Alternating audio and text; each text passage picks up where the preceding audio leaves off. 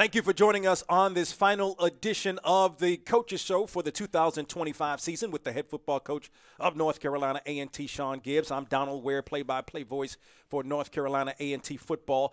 Up next for the Aggies, Elon, and the Aggies are at Elon. It's a 2 p.m. kickoff. We want to see you packed out at Rhodes Stadium. And if not, if you're able to listen to the game, we're coming on with the pregame show at 1:30 p.m. on 103.5 FM, 1400 AM, The Light, anywhere around the world on TobaccoRoadSportsRadio.com, and this week on the Sirius XM app. Well, for A&T, tough loss, a nationally ranked Monmouth team, 63-19, as we bring in the head football coach of the Aggies, Sean Gibbs, for one last time here on the Coaches Show. First of all, Coach Gibbs, appreciate all of your time this year, and, of course, welcome back to the Coach Show. How you feeling? I'm blessed. No, I feel you. So let's, as we do every time, just kind of start out with your thoughts on the game. That was a good football team. Well coached. Do a great job of executing, and they had some players. You know, Rodney Nelson is the leading rusher in the country for a reason. They had two receivers that could really play, and unfortunately, we made the quarterback look like a player on Saturday. So, and then defensively they are who I thought they were going into the game. They're opportunistic group that plays hard. So, hats off to them. We didn't particularly play well in any phase other than, I think our punter had a good day and Money Brown, of course, had a really good day. But other than that, we got outplayed and outcoached in all other phases of the game. We'll talk about Money Brown, 4 of 4 from the field. We'll talk about him a little bit later. 4 of 4 in the game, 3 field goals of 53 or more yards, which is a CAA record. He's 5 of 5 on field goals of 50 yards or more this week, and he was named the CAA Specialist of the Week for the 3rd time this season. Phenomenal. Better rushing performance, right? 39 rushes for 145 yards. Better?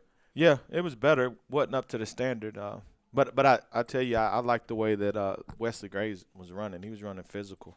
He was running really hard, and we did better. And, I think Nelson came in and made some plays, and Kevin had a rushing touchdown. So it was a better day.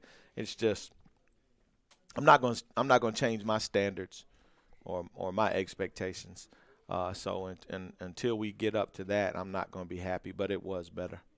Javon Dillard, 6 receptions, 103 yards. I mean, he had a couple of really tough catches. All your receivers. But Javon, I want to point him out in particular because he went over 100 yards. Just kind of talk about him and how he's played this season.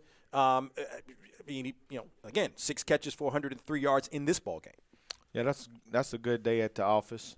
We would like to have that on a consistent basis. That's my expectation. I think he's the type of player that could do that consistently week in, week out. So it was good to see us have a receiver go over 100 yards, and proud of JD. How do you compare this Monmouth team to any of the team, UCF, any of the other teams you've played this year? Well, I would say UCF is in a category by its own, for sure, from a talent perspective. But outside of UCF, Monmouth was the best offense for sure that we've seen, and one of the better teams. Where we didn't do a great job of coaching, and I'm not trying to deflect anything, but we were overmatched. They had more talent than we did, pretty much at every position other than quarterback. So, like I told the coaches, if that don't make you want to get out on the recruiting trail, I don't know what will. Yeah.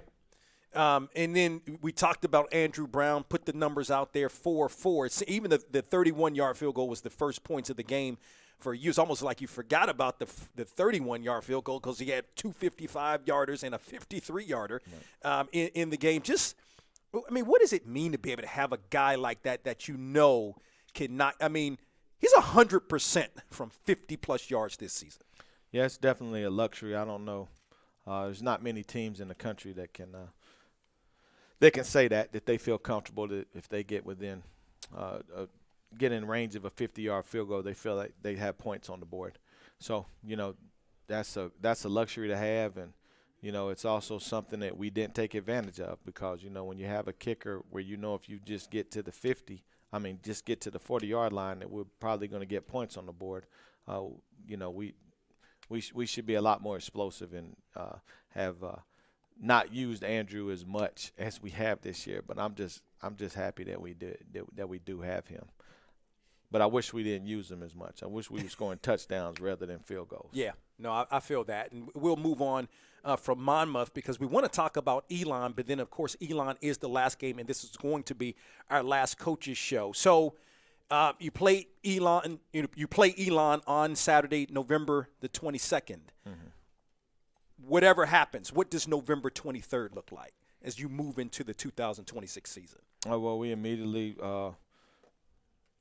have to, number one, make sure we get all of our evaluations done with the coaches and the players, get our roster in order, and hit the recruiting trail and try to go find us some future Aggies that can help us get this program turned around.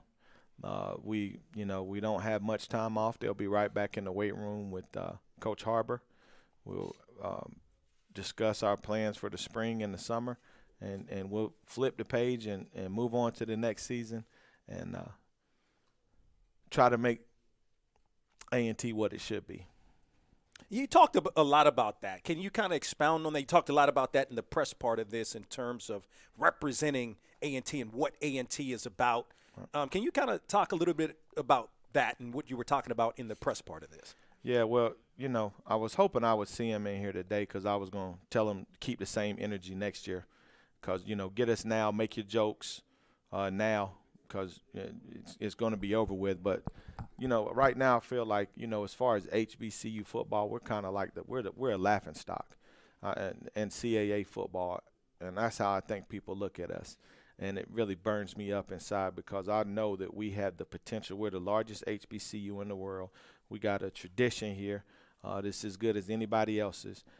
We have the ability to be an FCS national power, not a HBCU national power, a FCS national power. When you look at this conference, who I think probably now has 3 teams ranked in the top 10, we have the best geographic location out of any school in this conference when it comes to access to the best recruits in the country. So we have the product, we have the brand. Now we got to go get the players because I believe that we have a product that should be at the top of the country. And if we don't have people in our program, and that's that's coaches, that's players, that's anybody associated with our program that doesn't believe that we can get to that level, we need to get them out of here. Okay. You mentioned so would player personnel be the overall focus? Because you talked about players in terms of the offseason, or what is the overall focus in the offseason? Yeah, player development. Okay. And that's, kind of both in recruiting and getting the players in our program as close to their maximum potential as possible. Because we have some guys that I think can be dynamic players in this conference, and we just gotta grow them. I think we have some good offensive linemen like Noah Okoye and Jody Freeman, who are, two guys that are young guys at 6'5", 330 pounds that look like the rest of the linemen in this conference who we have to develop and get bigger, stronger, and faster so that they can play like Corian Sharp played this year, because Corian should be a first-team All-CAA performer. He's been dominant in every game this year. So we have other guys who we need who have, they're taller than Corian but similar size and girth, but we got to get them developed so that they can play like him. And then, multiple other guys like a Michael Carlock, who I believe can be a phenomenal receiver in this conference, a Jalen Hicks at running back. We have some guys that have the tools. Now we have to develop them physically and mentally to be the best that they can be. How would you evaluate you've been a head coach before, you've been here as an assistant on 2 different stints. How would you evaluate your first year as the head football coach at A&T? A failure. That's what it was. It was a failure. My job is to come in here and win football games, and we didn't do that. That's bottom line. We didn't get that done. So, it was a humbling experience, but I'm not discouraged. I'm more motivated than ever, and I'm gonna do everything in my power to find a way to get this program where it needs to be, and that's by having the right people involved in the program and making sure that we go out and find the very best players that we can find, because I know that we can be competitive in the CAA. And if you can be competitive in the CAA, then you can play with anybody in the country. What can alums, fans, supporters do, people that'll see this? How can they assist? Of course, by assisting financially, because it's a new day and age, and we have to provide things for our student athletes that have never had to be provided before. We got to be able to make our players comfortable, give them the understanding that we're going to take care of them here at A&T. Of course, I think big picture, there needs to be some things done from a facility standpoint that can help us attract even better players. But the main thing is just to support financially. And if you can't support financially, then just support by just cheering and being a supporter. And we appreciate, like all the people that come in here every week and the people that have been out at all the games and that have continued to support us through this season. So we know we got some real supporters. We know we got some people that love us and are pulling for us. And, just extremely thankful for that. And all the people that's hating on us right now, we'll get them on our side next year. All right, and you're welcome. You can come right over. You ain't got to apologize. You ain't got to say you ain't got to lie and say we believed in you all along. Just jump on the bandwagon. Just come on the bandwagon for 26. One last thought before we move on to Elon. 20 seniors playing their last game, not only this week against Elon, but their last game at Truist Stadium. Can you just kind of talk about that and the emotions as they were honored prior to the game? Yeah.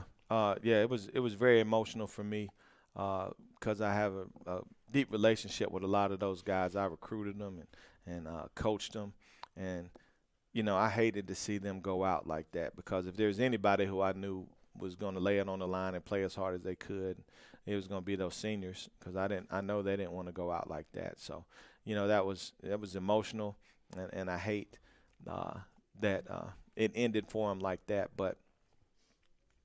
The reality is that Saturday is going to be the last time most of these guys ever put on a pair of shoulder pads. And it goes by extremely fast. So, you try to tell the freshmen to appreciate the journey and understand how fast it goes by, but, they never get it. But I can remember when I was a freshman, and that was a long time ago. And it just seems like yesterday. So now to see these guys, and, I think we do have some guys that'll put the shoulder pads on again too. Yep. But for the majority of them, it's going to be the last time you ever put on the shoulder pads. So I'm just going to tell them, enjoy this last week and enjoy the last game, because once it's over, it's over and it's done. And then all it is memories. And, you have to just enjoy every second of it while you can. Of course, Elon and A&T separated by about 18 miles or so. And up next, the Phoenix at Rhodes Stadium. We know we're going to see a good crowd of Aggies at the game. Elon has won the last two games. The last time the Aggies won was 2019, a 24-21 win to open the season. Elon's coming off a come-from-behind victory over Campbell, 31-24. Your thoughts on maybe what you've seen on film, and just in that game in particular against Campbell? Well, number one, they're well coached. They pretty much, they always have been.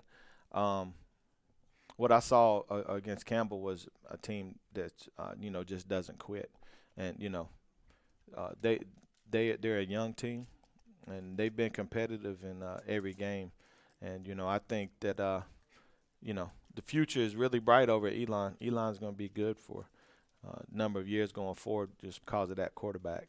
You know, they got a redshirt freshman quarterback that's a dual threat guy that can run the ball pretty good. And he's in my opinion, a pretty accurate quarterback that gives his receivers a chance to catch the ball and keep running. So, yeah, and it's a physical football team. I think they have the number one rush defense. I'm pretty sure they have number one rush defense in the CAA.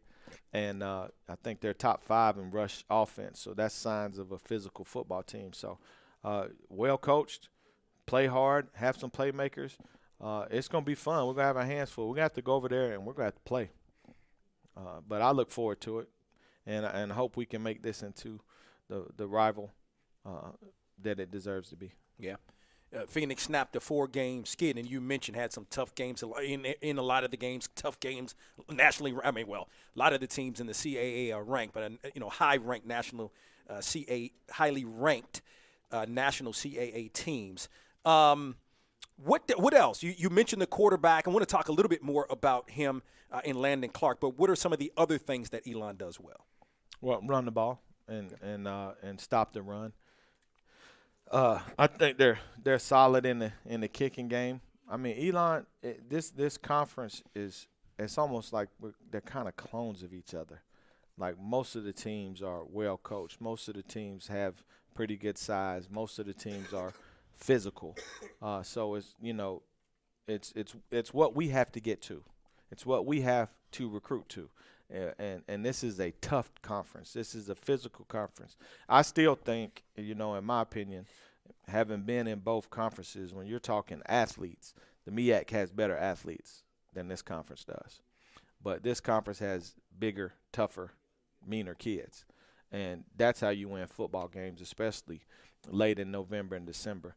And Elon's one of those teams that's built like that. So, again, it's a challenge. It's fun. It's good to see and learn from these different programs on how they do it by observing what they do and figuring out a way to win a football game. This is a young team that's going to be just like us. They're going to continue getting better in the future. So I think this game will be the start of some exciting things to come in the next couple of years. Can you speak to the challenge that your offensive line has to take on this week? Because this is an Elon team that's got 30 sacks, as a team. And that's quite a couple of guys that have, in excess of 7 sacks in of themselves. Right. Well, we just faced 2 of the top 5 guys in the conference in sacks. So it's rinse and repeat. Here they come again. Another group of guys that's going to get after the quarterback. So, we got to stand up to the challenge. We got to make sure that schematically that we don't allow certain guys to just totally disrupt the game and, be aware of that and know when we have to get some guys some help, know when we might have to, mass protect, keep some more guys in. So we got to be smart and we got to help them out as much as we can. But at the same time, we got to go out and compete. And you got to understand, you got a challenge in front of you. These guys are good pass rushers. They're going to get after it. Are you going to meet the challenge? And then in terms of keys, what do you have to do well to win this game against Elon? Number one, eliminate explosives. We can't allow them to have explosive plays on us. Now, this is not a knock on them, and I'm not saying it like that. I don't know if they have any guys like number 1 and number 7 from Monmouth that can just score from anywhere on the field at any time, but they do have playmakers. So we got to keep the ball in front of us, not allow them to get chunk plays and score points in one play. Then beyond that, just what we say every game, not allow them to run the football on us. We got to find a way to run it, protect the football, and be solid in the kicking game. And we have to be better on third down, because that's how we extend drives. That's how we get off the field, and that's what's really been killing us. We're not playing complementary football. They get to third down, they convert at a high clip. Our defense stays on the field. We get to third down, we're not converting at a higher clip. Our defense has to get back on the field. So we both got to do our part. The defense has to get off the field so they can get the ball back to the offense. And offensively, we have to extend drives so that we can keep our defense off the field, give those guys time to rest because our numbers, they are what they are at this point with the amount of guys that we've had quit or injured or, say they're injured. So it is what it is, and we got to try to keep our guys as fresh as possible. Okay. And for the last time for this program in 2025, any last words? Yeah. Well, I want to say thank you to all of the alums, all of the fans that have been there and supporting us from day one. I know the season didn't go like we wanted it to, but just know that by their support and all the encouragement that they've shown, that's helped keep a lot of us going each and every day. And we understand and we're committed to making things better, and they're going to get better. And it's going to get better because of them.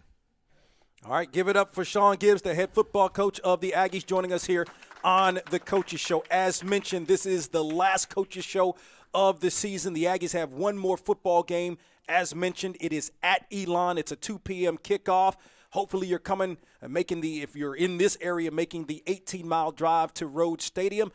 If not, we're coming on with the pregame show at 1:30, 103.5 FM, 1400 AM locally, as well as on TobaccoRoadSportsRadio.com and the Sirius XM app. And listen, this is the last football game of the season, but many other sports are going on right now. So for more information on A&T Athletics, you can visit ncataggies.com for all the great information. Have a happy Thanksgiving, happy rest of 2025, happy holiday season, and we'll see you in 2026.